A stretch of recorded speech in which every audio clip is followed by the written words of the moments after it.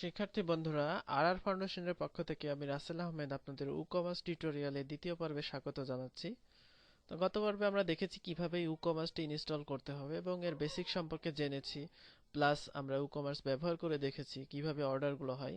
তো আজকে আমরা কিছু সেটিংসের কাজ দেখব। সেটা হচ্ছে আমাদের এখানে ক্যাটালগ যেটা আছে, অর্থাৎ আমরা জেনারেল তো দেখেছি, এখানে ক্যাটালগ যেটা আছে সেটার কাজ আজকে দেখার চেষ্টা করব। তো এখানে আপনার প্রোডাক্ট ক্যাটালগ, অর্থাৎ এখানে ই-কমার্স ইনস্টল করলে শপ নামে একটা মেনু চলে আসবে। তো সেখানে আপনি সব প্রোডাক্টগুলো শো করবে, তো সেটাকেই মূলত বলা হচ্ছে ক্যাটালগ, অর্থাৎ সব প্রোডাক্টের একটা যে ডাটা সেটা। অর্থাৎ আপনার এখানে বলা হচ্ছে ডিফল্ট প্রোডাক্টগুলো শর্টিং হবে কিভাবে। তো আপনি এখানে দিয়ে দিতে পারেন যে প্রোডাক্ট প্রাইস ভেদে শর্টিং হবে, নাকি রিসেন্ট প্রোডাক্ট ভেদে শর্টিং হবে, অথবা আপনার এ জেড এভাবে শর্টিং হবে।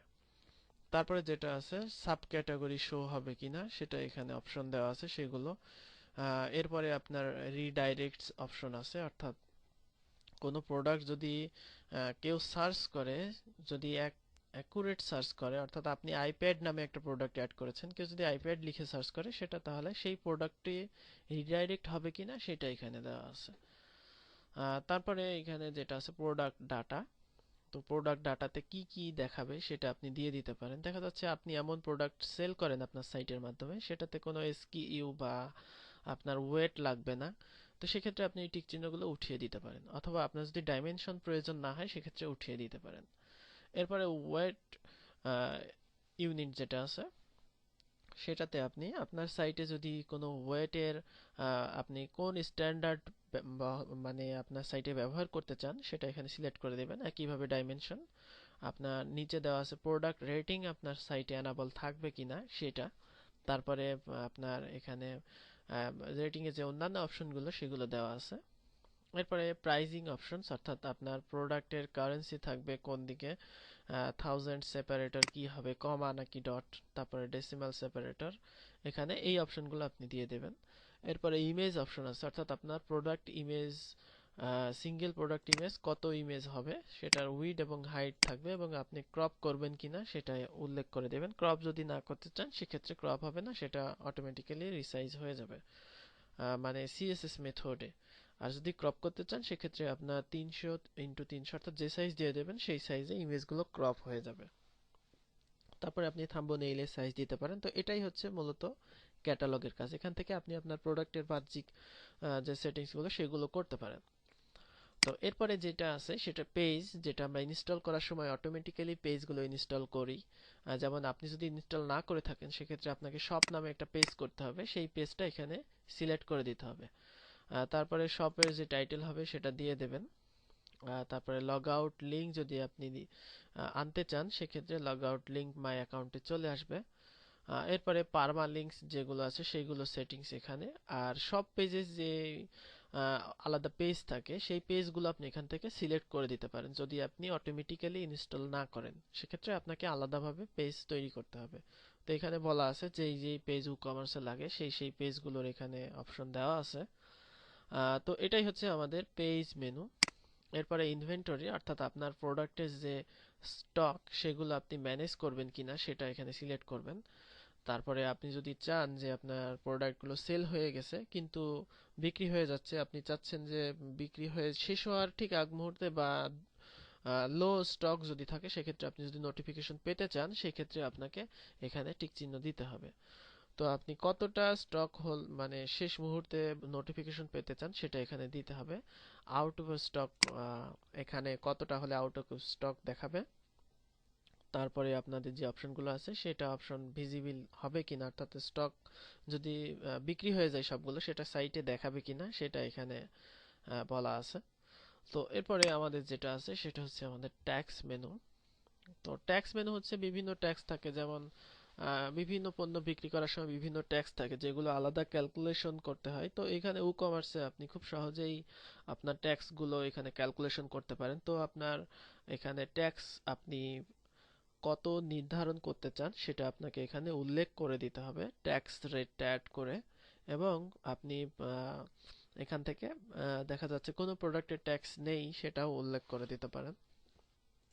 তো তারপরে আমাদের যেটা আছে সেটা হচ্ছে শিপিং, অর্থাৎ একটি প্রোডাক্ট কিভাবে আপনি পাঠাবেন সেটা এখানে উল্লেখ করে দিবেন। আপনি চাইলে এখানে শিপিং অ্যাড করতে পারেন, বিভিন্ন শিপিং যেটা এখানে দেওয়া আছে, যে শিপিং মেথডগুলো কি কি হবে, যে বিভিন্ন রেট হবে, ফ্ল্যাট রেট হবে, বা যেটা আপনি অ্যাক্টিভ করতে চান সেটা এখানে উল্লেখ করে দিতে হবে শিপিংগুলো।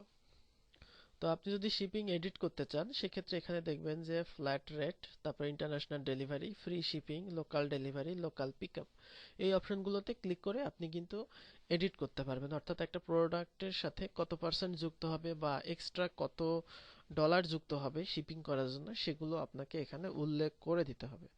তো এটাই হচ্ছে শিপিং করার জন্য। আশা করি আপনারা বেসিক জানেন, সেই জন্য এইগুলো আমি আর দেখাচ্ছি না, কারণ এগুলো খুবই সহজ, ক্লিক করে আপনি এডিট করতে পারবেন।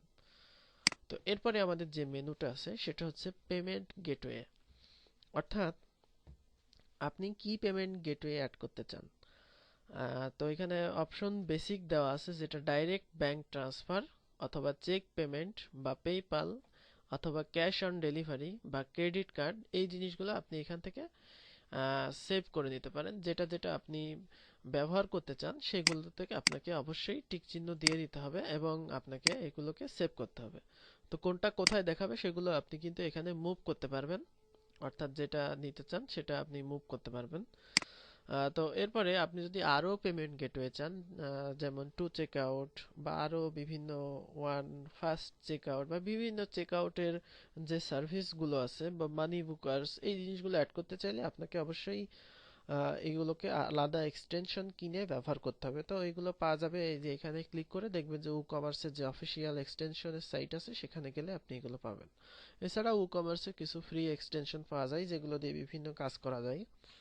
আপনি যদি এগুলো এডিট করতে চান, অ্যাক্টিভ করতে চান, সেক্ষেত্রে এখানে আপনি কিন্তু এডিট করতে পারবেন। অর্থাৎ বিভিন্ন চেক আউট যেগুলো দেওয়া আছে অর্থাৎ ক্রেডিট কার্ডের জন্য, তো আপনি যদি যে কোনো একটা এডিট করতে চান সেক্ষেত্রে এখানে এনাবেল করতে হবে। অথবা এখানে খেয়াল করবেন যখনই আপনি কমার্সের আরো এক্সটেনশন ইনস্টল করবেন, তখন কিন্তু এখানে আরো অন্যান্য মেনু শো করবে। সেক্ষেত্রে আপনাকে এখানে লগ ইন করতে হবে। যেমন এখানে এই সার্ভিসটা যদি আপনি অ্যাড করতে চান সেক্ষেত্রে এনাবেল করে দিতে হবে, এবং আপনাকে অ্যাক্সেস কি আছে, অর্থাৎ এই সাইটে জয়েন করলে আপনাকে একটা অ্যাক্সেস কি দেওয়া হবে, সেই কিটা এখানে পেস্ট করে দিতে হবে। তাহলে আপনি এখানে ক্রেডিট কার্ডের মাধ্যমে আপনার সাইটে পেমেন্ট নিতে পারবেন। তো এটাই হচ্ছে পেমেন্ট গেটওয়ে, অর্থাৎ আপনি কিভাবে আপনার সাইটে পেমেন্ট নিতে চান। তো তারপরে আছে আমাদের ইমেইলস, অর্থাৎ আপনার সাইটে আপনি কখন ইমেল পেতে চান। তো এটা ডিফল্ট ভাবে যেমন আমরা অর্ডার পেলে ইমেল পেতে চাই, বা লো স্টক হলে ইমেল পেতে চাই, তো এইভাবে আপনি কখন কখন ইমেল পেতে চান সেটা ইমেইলসে গেলে এটা আপনি উল্লেখ করে দিতে পারবেন। এটা হচ্ছে আপনার মানে ফেসবুকের মতো, যেমন কোনো পোস্টে লাইক করলেই একটা মেসেজ চলে আসছে, কেউ যদি আপনাকে ফ্রেন্ড হিসেবে অ্যাড করে তাহলে মেসেজ চলে আসছে। যেমন আপনি ওইগুলো কন্ট্রোল করতে পারেন, তেমন এখানেও কিন্তু আপনি ইমেইলগুলো কন্ট্রোল করতে পারেন কোন ইমেইলে আসবে, এবং আপনি এখানে ইমেইলের টেক্সটগুলোও এখানে দিয়ে দিতে পারেন। অর্থাৎ ফুটারে কি হবে, বা হেডার ইমেজ হবে কিনা, আপনার সাইটের ব্যানার হবে কিনা, অথবা আপনি যদি কোনো ইমেল টেমপ্লেট ব্যবহার করতে চান সেক্ষেত্রেও আপনি এখানে ব্যবহার করতে পারবেন। তো তারপরে আমাদের যে অপশনটা আছে সেটা হচ্ছে ইন্টিগ্রেশন, অর্থাৎ আপনার কমার্সের সাথে আর কি কি ইন্টিগ্রেশন অবস্থায় আছে, বা আপনি কোনোটা বাদ দিতে চান কিনা, বা নতুন কোনো প্লাগইন আপনি অ্যাড করতে চান কিনা, সেই প্লাগইন গুলো যে সেটিংস গুলো, সেই সেটিংস গুলো এখানে পাবেন। তো কমার্সের ইন্টিগ্রেশনে গেলে আমাদের স্ক্রিনের আলাদা একটা অপশন গুলো শো করবে। তো এখানে আপনি যেমন এখন ডিফল্ট ভাবে আমাদের কমার্সে গুগল অ্যানালাইটিক্স ইনস্টল করা আছে, যেটাতে আপনার এখানে গুগল অ্যানালাইটিক্স ট্র্যাকিং আইডি এখানে দিয়ে দিলে এখানে চলে আসবে। তারপরে ট্র্যাকিং কোড যেগুলো আছে, যেগুলো আপনার ট্র্যাকিং কোড যেই যেই পেজে আপনি অ্যাড করতে চাচ্ছেন, তারপরে এখানে শেয়ার দিস নামে একটা প্লাগইন আছে শেয়ার করার জন্য, সেটাতেও আপনি আপনার যে শেয়ার দিসের আইডিটা সেটাও ব্যবহার করতে পারেন। এছাড়াও আমাদের শেয়ার ইওর কার্ট এটাও আছে, যে আপনার কি কি কিনলেন সেটা ফ্রেন্ডদের সাথে শেয়ার করলেন, এরকম আর কি, যে বিভিন্ন আলাদা এক্সটেনশন, সেই এক্সটেনশন গুলো আপনি এখানে সেটিংসটা দেখতে পারবেন। তো এটাই হচ্ছে আমাদের কমার্সের সেটিংস মেনু, যেটা দিয়ে আমরা বিভিন্ন কাজ করতে পারি। তো আশা করি বুঝতে পারছেন। কোনো কিছু না বুঝতে পারলে অবশ্যই আমাদের ফেসবুক গ্রুপে প্রশ্ন করবেন। তো ধন্যবাদ সবাইকে। এই দ্বিতীয় পর্ব উপভোগ করার জন্য। আল্লাহ হাফেজ।